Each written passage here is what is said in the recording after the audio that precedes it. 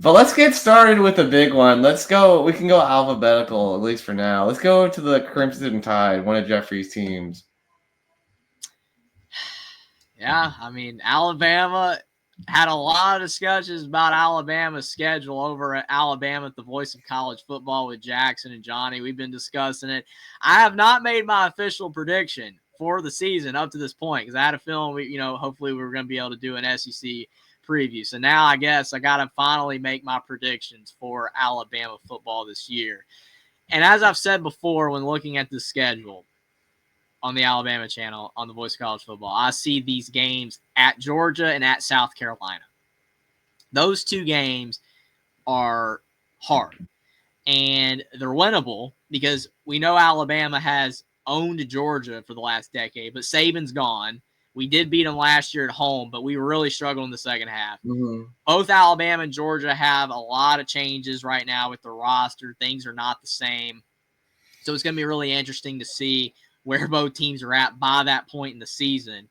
I think Alabama still has a shot to win this game. I'm not giving it to Georgia automatically. I will make a record prediction, obviously, just basing on the whole schedule. But I don't think necessarily that game's an automatic L. It's not an automatic loss. Mm-hmm. I don't know how you feel about that, though. I mean, it's in Sanford. Like, they want the Tide there because they haven't. The last time they played there was Kirby's first year, and that got ugly quick. Mm-hmm. I feel like I have to give this one to Georgia but the Tide could win it. Yeah, I mean, I think I agree with you. I'll lean Georgia for sure that they'll win, but I just think Bama has a chance. Yeah. Then you look at South Carolina. That's like ultimately 50-50 because on the one hand, you look at Sellers being back, right? And you're looking at South Carolina being potentially a top 15 team. It's in Williams-Brice, which is an underrated environment in college football. When they're good, it's good. When they're good, like if they're top 15, like they are ranked right there on the screen, if they are in the top 15 or even top 20 at this point in the season, that place is going to be loud. And that Gamecock that they got shrieking all game long, I mean, it's not the cowbells in Mississippi State, but it's rough.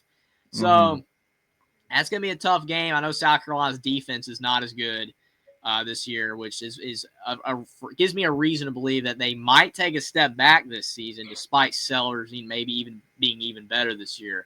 But going to be a tough game. Then you got LSU, Oklahoma at home.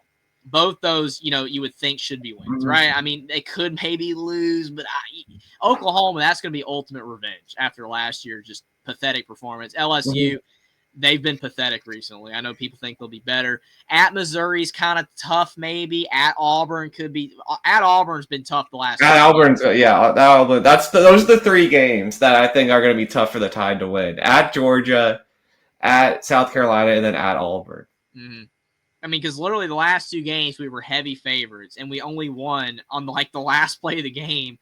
Ja'Cory Brooks, Isaiah Bond, the last two times in the corner of the end zone. So, I mean, we've escaped Jordan Hare last couple times. I'm not worried about Florida State. I've seen some people be like, well, what about Florida State? And I'm like, that game should not be close. If it is, we got problems. If that game's close, we have.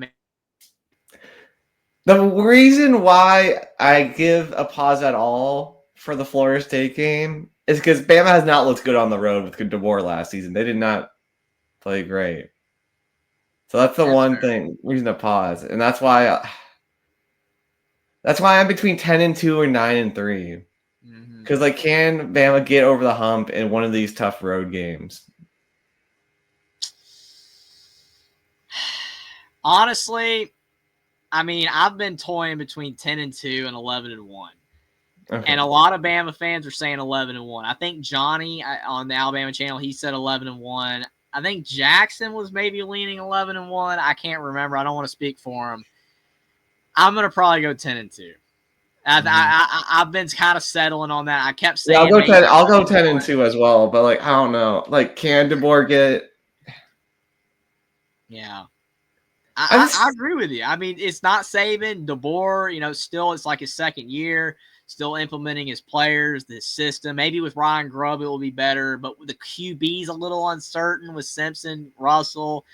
Defense should be good, but Defense should be good, but like also like the Oklahoma and the Vanderbilt game, like they're bad. So yeah, I know. I mean, that's why I can't go 11-1. So that's why I'm going 10-2. My Bama blinders, I don't think are in full force here. I believe that is a reasonable prediction. If I went 11-1, I just feel like that's bullish.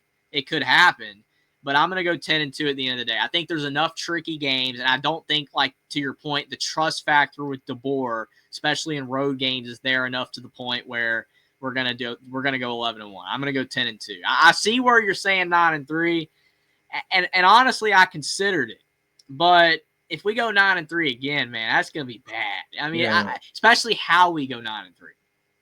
So I think how they'll it go. last year. Okay, I'm gonna say they win the South Carolina game because like I just don't trust their defense. But and they lose the all. I'll go and then they lose Auburn, Georgia.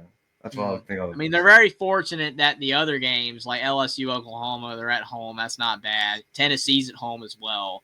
And then, I mean, Missouri at Missouri. I don't know, man. I don't know. I'm gonna stick with my pick, 10-2. I'll stick with my pick. You're thinking 9-3, man. I like the 10-2. I like the 10-2. Makes me feel better about picking 10-2. But you kind of talked me into 9-3. Like if Jackson finds out I went 9-3, he's be like, what?